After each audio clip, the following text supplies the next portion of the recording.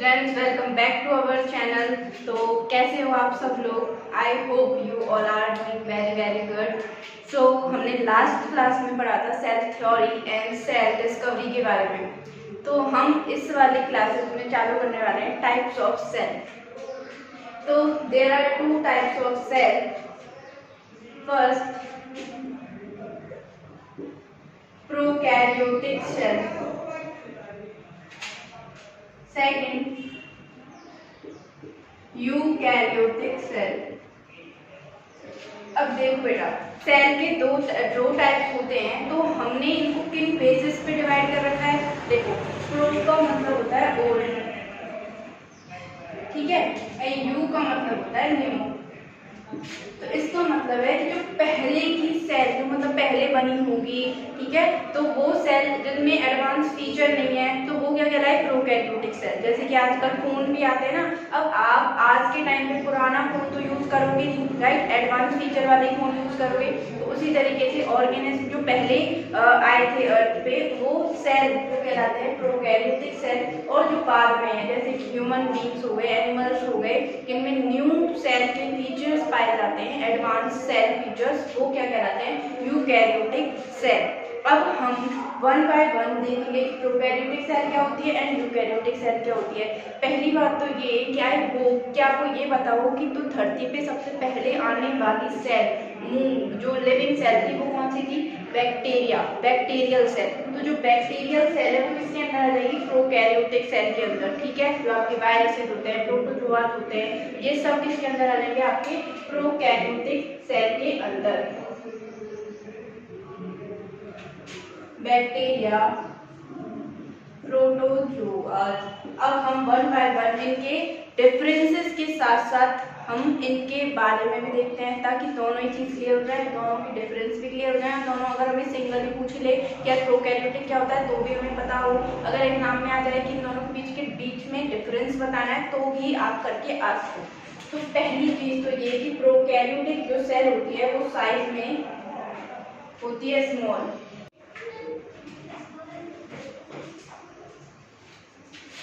Okay, तो जो prokaryotic cell होती है वो होती है साइज में स्मॉल, एंड वही यूकैरियोटिक सेल ऑफ कोर्स कैसी होगी?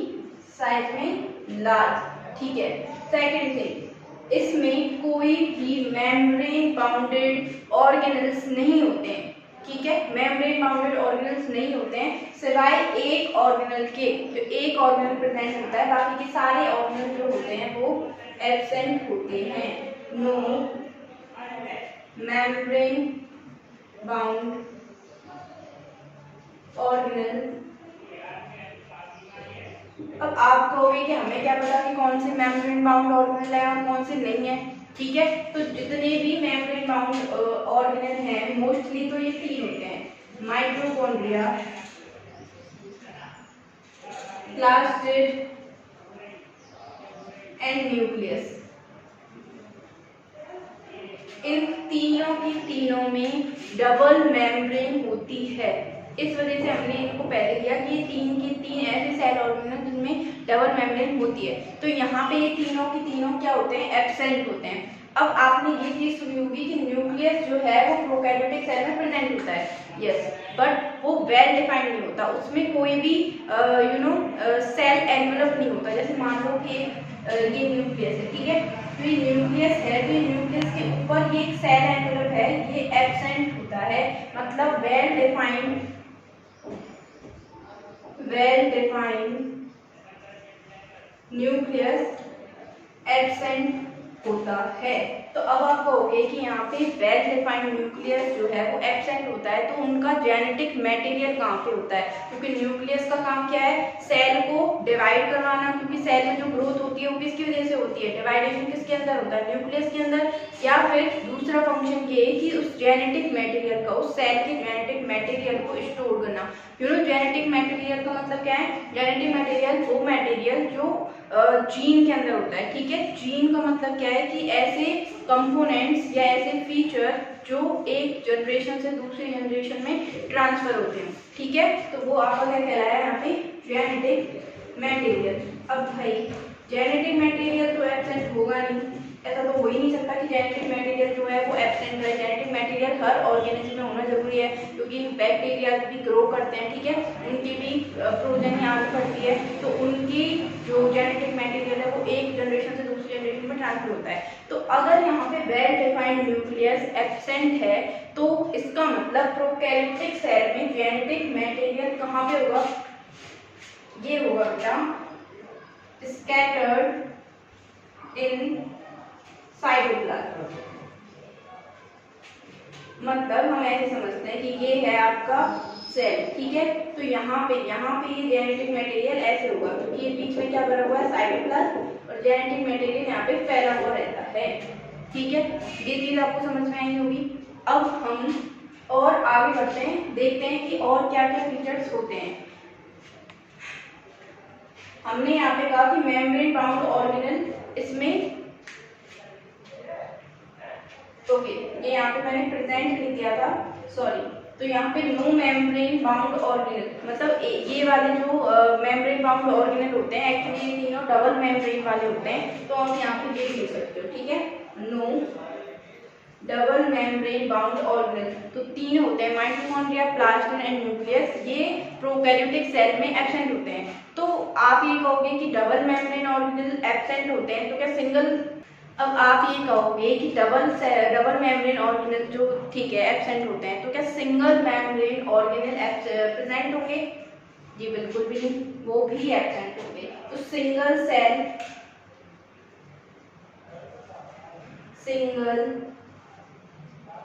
मेम्ब्रेन सेल ऑर्गेनेल एब्सेंट, ठीक है। अब अगर सिंगल मेम्ब्रेन सेल ऑर्गेनेल की बात करें तो वो कौन कौन से होते हैं, तो वो मैं यहाँ पे लिख देती हूँ, ER एंडोप्लाज्मिक रेटिकुलम, हम इनके बारे में डिटेल में पढ़ने वाले हैं आगे आने वाले वीडियोज में। गोल्गी बॉडी, माइक्रोबॉडीज,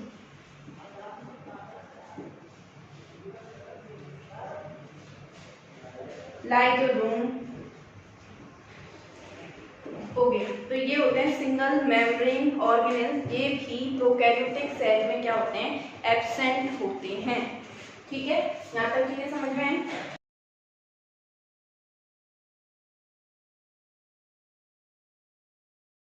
तो अब हम आगे बढ़े तो इसमें क्या होता है आपका क्रोमोसोम, लेस क्रोमोसोम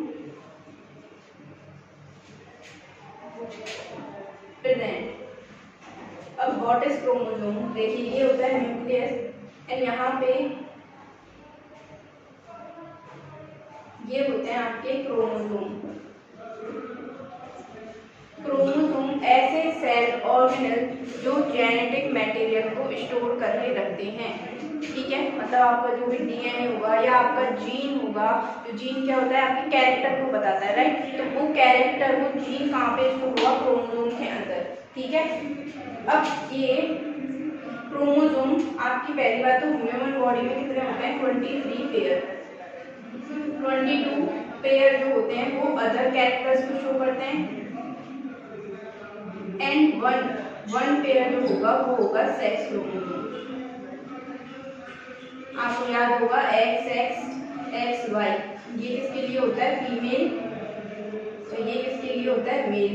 तो ये क्या होता है, सेक्स क्रोमोसोम, जो ये डिसाइड करता है कि ह्यूमन बॉडी मेल है या फिर फीमेल है, ठीक है। तो ये होते हैं क्रोमोसोम। तो आपके जो प्रोकैरियोटिक सेल में अब क्रोमोसोम ऐसा तो नहीं होगा कि एब्सेंट हो गया, अगर क्रोमोसोम एब्सेंट रहे तो आगे आने वाली प्रोजेनी में जेनेटिक मटेरियल ट्रांसफर कैसे होगा, राइट। तो इस वजह से जेनेटिक जो क्रोमोसोम है वो तो प्रेजेंट होते हैं बट कम मात्रा में होते हैं, ठीक है, क्योंकि यहाँ पे जो न्यूक्लियस है वो वेल डिफाइंड होता ही नहीं है, क्योंकि यहाँ पे जो क्रोमोसोम है वो वेल डिफाइंड नहीं होता है। आपके यहाँ पे सेंट्रियोल एंड सेंट्रोजोम्स एब्सेंट होते हैं।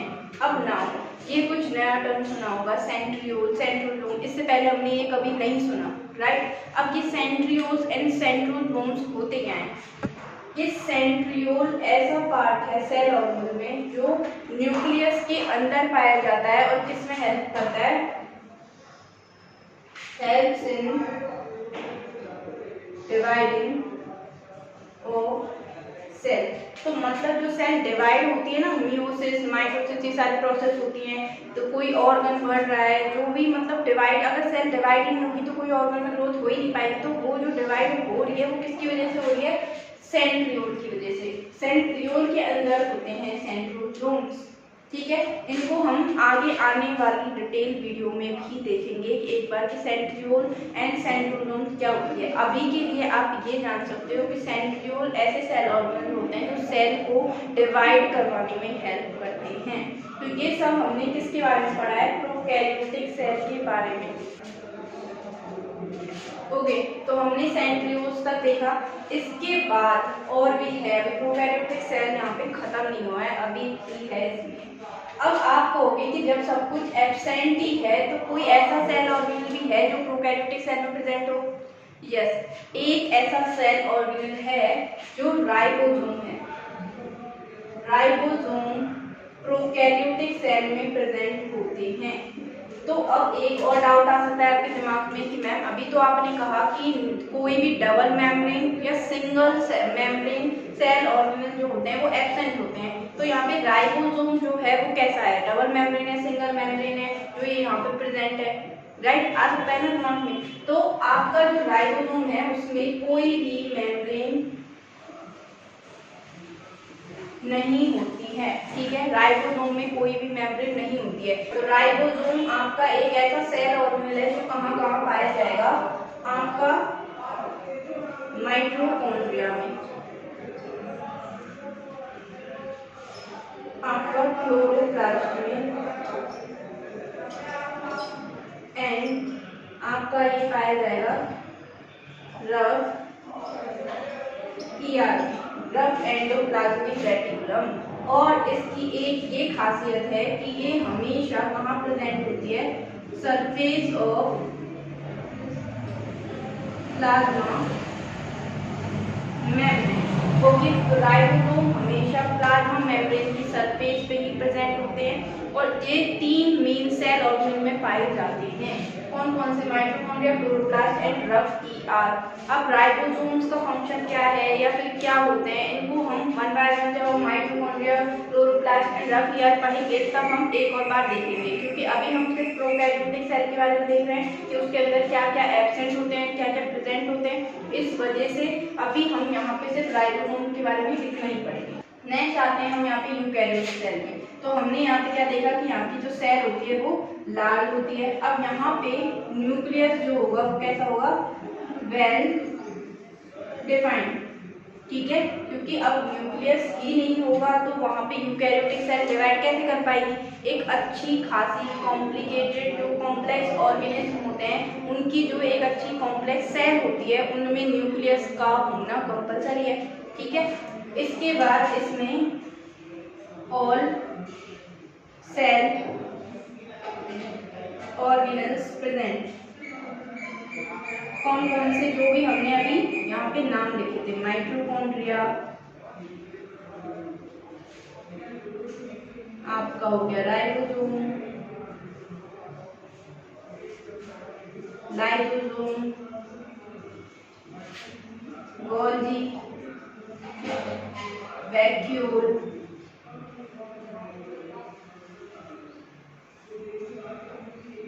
एंड आपका ER। तो ये सारे के सारे सेल ऑर्गेनल्स आपके यूकैरियोटिक सेल में क्या होते हैं, प्रेजेंट होते हैं। इसके एग्जांपल्स आप मान लीजिए यूकैरियोटिक सेल में जितने भी कॉम्प्लेक्स ऑर्गेनिज्म होते हैं, प्लांट, एनिमल्स जितने भी हैं वो सब यूकैरियोटिक में आते हैं। प्रोकैरियोटिक में जो बैक्टीरिया है, वायरस है, इनकी सेल आपकी किसमें आ जाती है, प्रोकैरियोटिक में आ जाती है। तो ये सारे के सारे आप लोगों को याद होना चाहिए। वन थिंग एक और कि आपका जो राइबोसोम है यहाँ पे 70S टाइप प्रेजेंट होते हैं। तो क्वेश्चन ऐसे आ जाता है कि आपका प्रोकैरियोटिक सेल में कौन कौन से सेल ऑर्गेनल एब्सेंट होते हैं और एक ऐसा सेल ऑर्गेनल का नाम बताइए कि जो प्रोकैरियोटिक सेल में प्रेजेंट होते हैं वो किस टाइप का होता है, तो 70S टाइप का होता है। ठीक है, तो यहाँ पे हमारे टाइप्स ऑफ सेल खत्म होते हैं। इसके बाद हम नेक्स्ट टॉपिक चालू करेंगे cell size and cell shape के बारे में। ओके, तो नेक्स्ट है आपका सेल साइज। अब सेल साइज का मतलब आपको क्या लग रहा है कि जैसे हमारी बॉडी में या फिर जितने भी लिविंग ऑर्गेनिज्म हैं वहाँ पे मल्टी सेलुलर लिविंग ऑर्गेनिज्म, उनमें बहुत सारी सेल प्रेजेंट होती है, राइट। तो ऐसा तो पॉसिबल नहीं है कि सिर्फ एक ही तरह की सेल प्रेजेंट हो, राइट। फॉर एग्जांपल आपका जो ब्रेन है, ब्रेन की सेल्स अलग होती हैं, हार्ट की सेल्स अलग होती हैं, आपके बॉडी के डिफरेंट ऑर्गन की सेल्स अलग अलग होती हैं और उनके साइज भी, उनके शेप भी अलग अलग होते हैं। तो हम यहाँ पे अगर बात करें कि आपकी सबसे स्मॉलेस्ट सेल, मैंने ह्यूमन बॉडी में नहीं कहा, मैंने जनरल टर्म में बोला है कि सबसे छोटी सेल आपकी अर्थ पे वो कौन सी होगी, स्मॉलेस्ट सेल ये होगी बेटा mycoplasma. Mycoplasma is a bacterial cell, okay, या फिर इसको आप बोल सकते हो PPLO की फुल फॉर्म है pleuro pneumonia like organism. Cell आपका यहाँ पे क्वेश्चन बन सकता है कि स्मॉलेस्ट सेल कौन सी होती है, तो आप क्या बताओगे, माइकोप्लाज्मा या फिर आप PPLO बोल सकते हो। इसकी साइज होती है 0.3 से लेके 0.1 से लेके 0.3 माइक्रोमीटर, ओके। नेक्स्ट है आपकी लार्जेस्ट सेल। लार्जेस्ट सेल आपकी कौन सी होगी, एग ऑफ ऑस्ट्रिच, ठीक है बेटा। इसकी होगी कम से कम 19 to 30 सेंटीमीटर डायमीटर। तो एक ऑस्ट्रिच का एग अपने आप में कैसा है, लार्जेस्ट सेल है, ठीक है। अब बात करते हैं ह्यूमन बॉडी में। ह्यूमन बॉडी में स्मॉलेस्ट सेल हो जाएगी RBC, रेड ब्लड सेल। सबने सुना होगा, आपका ब्लड जो रेड होता है हीमोग्लोबिन पिगमेंट की वजह से, वो पिगमेंट कहाँ पे प्रेजेंट होता है, RBC में, ठीक है। ये आपकी बॉडी की सबसे छोटी सेल है। अब इसकी लेंथ कितनी हो जाएगी, 7 माइक्रोमीटर इन डायमीटर, ठीक है। नेक्स्ट आपका लॉन्गेस्ट, ओके, लॉन्गेस्ट सेल ये हो जाएगी आपकी नर्व सेल, ठीक है। नर्व सेल्स आपने सुना होगा, ये लॉन्ग होती हैं। इनका लॉन्ग होने का भी एक कारण है। अब स्टिमुलस और रेस्पॉन्स, कोऑर्डिनेशन ऑफ बॉडी को किसकी वजह से कंप्लीट हो पाता है, आपकी नर्व सेल की वजह से। जैसे हमने किसी भी ठंडी चीज को या गर्म चीज को हम हाथ लगाते हैं तो आपका जो एक्सटर्नल एनवायरनमेंट है वो, उससे आपको पता चला कि चीज गर्म है। अब जैसे हाथ लगाया, आपके हाथ पे क्या थी, रिसेप्टर सेल, वो रिसेप्टर सेल ने मैसेज क्या किया, ट्रांसफर किया, उस मैसेज को किसने पहुंचाया, नर्व सेल ने। अब नर्व सेल जो क्या होती है, वो लॉन्ग होती है, ठीक है। ये मान लो नर्व सेल है, इसके पीछे नर्व सेल है, तो मैसेज क्या होगा, जल्दी से जल्दी ट्रांसफर होगा। कहाँ तक जाएगा ये मैसेज, ब्रेन तक। अब आपका ब्रेन डिसाइड करेगा कि आपको हाथ हटाना है कि नहीं हटाना। तो नर्व सेल का काम क्या होता है कि आपका जो ये नर्व है, ठीक है, वो लॉन्ग होती है, उनको स्टिमुलस को, एक्सटर्नल एनवायरनमेंट के स्टिमुलस को गेन करना, उस मैसेज को कहाँ तक पहुंचाना, ब्रेन तक पहुंचाना, और उसके बाद जो भी ब्रेन आपका रेस्पॉन्स करे, उस रेस्पॉन्स को आपके सेंसरी ऑर्गन तक पहुंचाना। ये सारा काम किसका होता है, नर्व सेल का काम होता है। तो अभी जो मैंने बोला उसे इतना ज़्यादा कंफ्यूज मत होना, क्योंकि ये पूरा का पूरा एक चैप्टर है कंट्रोल एंड कोऑर्डिनेशन नाम का, उसमें हम डिटेल में पढ़ेंगे। लेकिन अभी मुझे सिर्फ ये बताना था कि आपकी जो नर्व सेल वो लॉन्ग क्यों होती है। तो हर किसी का अपना अपना स्पेसिफिक फंक्शन है, इस वजह से उनकी साइज जो होती है वो उसी तरीके की होती है। प्लांट में आपकी लार्जेस्ट सेल वो होगा ओव्यूल ऑफ साइकस, ठीक है। साइकस एक प्लांट है, उसका ओव्यूल, आपका जो ओव्यूल ऑफ साइकस वो सबसे लार्जेस्ट सेल मान जाती है प्लांट्स में। तो यहाँ पे हम लोगों ने क्या देखा कि सेल की डिफरेंट डिफरेंट साइज हो सकती हैं। जितनी भी लिविंग ऑर्गेनिज्म होते हैं उनकी जितने भी सेल यहाँ पे अर्थ में प्रेजेंट हैं उनकी हर किसी सेल की अलग अलग साइज होती है। तो यहाँ पे हमने कुछ सेल्स के बारे में पढ़ा कि स्मॉलेस्ट कौन सी होती है, लार्जेस्ट कौन सी होती है। तो ये सारी चीज आप अपनी नोटबुक में नोट कर सकते हो। आपको ये याद होनी चाहिए क्योंकि यहाँ से एक ना एक क्वेश्चन जरूर बन सकता है।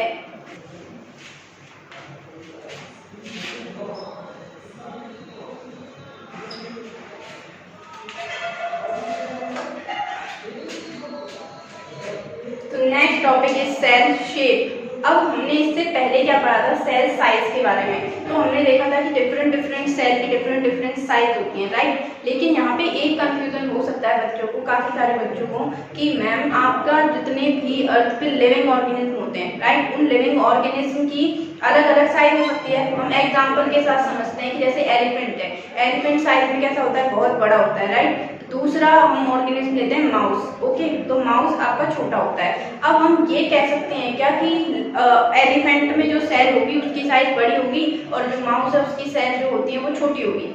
नहीं, ऐसा कुछ भी नहीं होता है। किसी की साइज उसके नंबर ऑफ सेल्स पे या यू कैन से कि वॉल्यूम ऑफ सेल पे डिपेंड करती है, ना कि सेल के साइज पे। हाँ, ये कहना सही होगा कि एलिफेंट का साइज बड़ा है तो उसका वॉल्यूम ऑफ सेल ज़्यादा हो सकता है, नंबर ऑफ सेल ज़्यादा हो सकते हैं, बट उसकी जो सेल की साइज है वो जैसे और ऑर्गेनिज्म में होती है वो वैसे ही होगी, ठीक है। तो यहाँ तक आपको क्लियर होना चाहिए। सेकेंड थिंग, हम यहाँ पे दूसरा टॉपिक चालू करेंगे, सेल की शेप। अब सेल की शेप क्या हो सकती है? शेप का मतलब समझते हो ना, आकार, सेल का शेप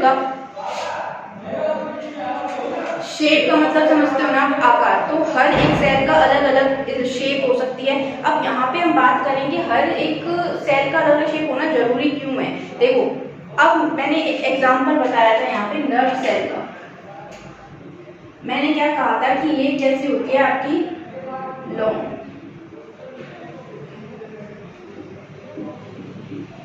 अब ये अगर लॉन्ग ना हो तो क्या ये इतना इजीली मैसेज को ट्रांसफर कर पाएगी ब्रेन तक? इतना फास्ट जो आप करते हैं ना ये मैसेज ट्रांसफर। अब जैसे मैंने बताया कि आपका जो हाथ है वो एकदम से हटता है, तो सोचो इनकी जो स्पीड है मैसेज पहुंचाने की वो कितनी फास्ट होगी, राइट। अगर ये लॉन्ग ना होगी तो ये एक नर्व से दूसरे नर्व तक मैसेज इजीली ट्रांसफर कर पाएगी? नहीं ना। तो हर एक सेल का स्पेसिफिक फंक्शन होता है। अब हर एक सेल को तो हम यहाँ पे नहीं पढ़ सकते, लेकिन कुछ स्पेसिफिक सेल के बारे में हम यहाँ पे पढ़ेंगे, उनकी शेप के बारे में पढ़ेंगे और ये देखेंगे कि उनका फंक्शन उनकी शेप पे कैसे डिपेंड करता है, राइट। अब हम एग्जाम्पल लेते हैं, पहला आरबीसी। आरबीसी की शेप कैसे होती है आपकी यहाँ पे राउंड, ठीक है, राउंड या फिर you can say circular. Second आपकी नर्व सेल, ये कैसी होती है आपकी इलोंगेटेड सेल। नेक्स्ट आपका आ जाएगा यहाँ पे कॉलमनर एपिथेलियल सेल्स। अब कॉलमनर एपिथेलियल सेल्स कैसे होंगे? आपने यहाँ पे टेबल बनाई, कभी टेबल में हम क्या बनाते हैं, ये रो और ये वाला जो पार्ट है वो कॉलम। अब इसकी शेप देखो, कॉलम की तरह है, इस वजह से हम क्या कहते हैं इसको columnar epithelial cells, okay. Next आपका आता है अमीबा।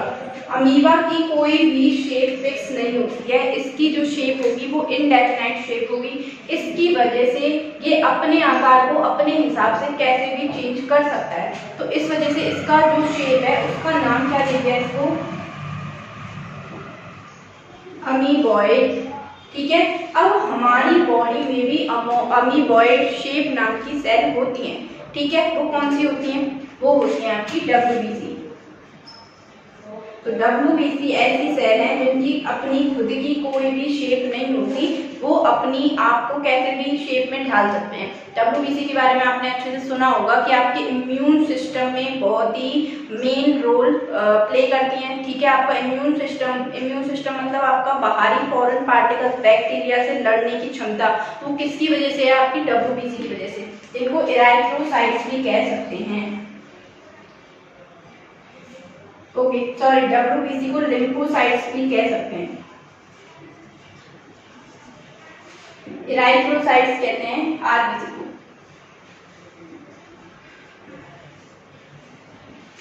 तो ये हमने कुछ सेल के शेप के बारे में पढ़ा। उन्हीं को और भी सेल होती हैं, जैसे मसल की होती हैं आपकी स्पिंडल शेप। स्पिंडल शेप का मतलब होता है ऊपर से थोड़ी सी पेनिंग और बीच में से थोड़ी सी ब्रॉड, इसको क्या कहेंगे हम, स्पिंडल शेप। तो ये क्या होती है, कुछ सेल और उनकी शेप के बारे में। अब हर एक शेप का मतलब उसके फंक्शन पे डिपेंड करता है, ठीक है। इनका फंक्शन उसी हिसाब से होता है जैसे उनकी शेप होती है। अब यहाँ पे मैं कुछ एक स्क्रीन पे डायग्राम लगा दूँ, उन डायग्राम में आप डिफरेंट सेल की शेप देख सकते हो, डिफरेंट सेल्स देख सकते हो। वैसे तो मैंने यहाँ पे ब्लैक बोर्ड पे बना दिए अपने हाथों से, लेकिन आप और भी सेल के टाइप्स देख सकते हो, उनके शेप देख सकते हो, किसी की अमीबॉइड, किसी की राउंड, किसी की ब्रांच या एलोंगेटेड, ठीक है। तो ये आप यहाँ पे एक बार क्लियर कर सकते हो, आप अपनी नोटबुक में नोट डाउन कर सकते हो। यहाँ पे हमारा सेल साइज वाला या सेल शेप वाला जो पार्ट है वो यहाँ पे खत्म होता है। Okay, thank you.